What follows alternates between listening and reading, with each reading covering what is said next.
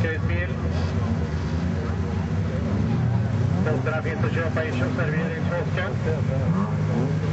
Ni kan lägga anbud på de här bilarna som ni har sett.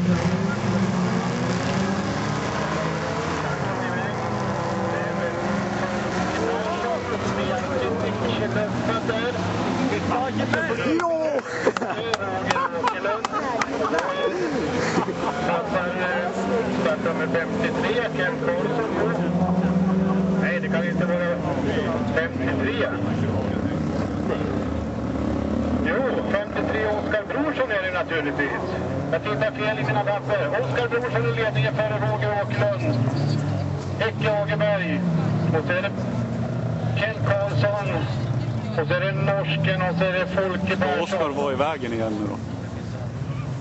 Så sladdar det väldigt för Åkerlund. Oskar Brorsson ut på andra varvet.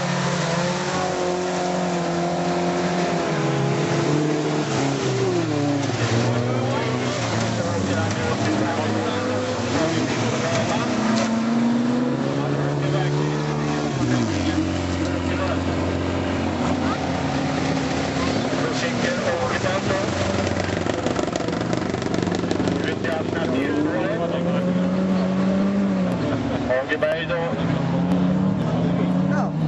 Så är det vida svängar för Åkerlund. Han åker där ute där det lösa är så att det... Om man kunde hitta in i spåret så skulle det sladda mindre. Bara varvet kvar då för Oskar Brorsson. Oskar Brorsson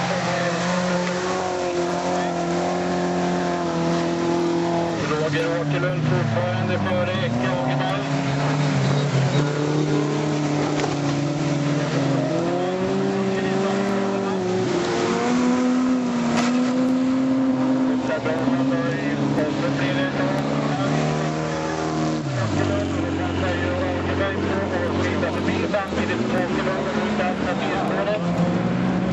Så sladdar ordentligt även förbi en ven här.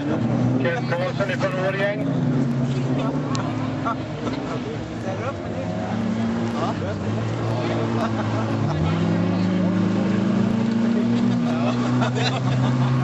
Oskar Brorsson då som seger i det här heatet och han på andra plats kommer Ecke Agerberg och så gick det rakt fram för Åkerlund där nere men han ska väl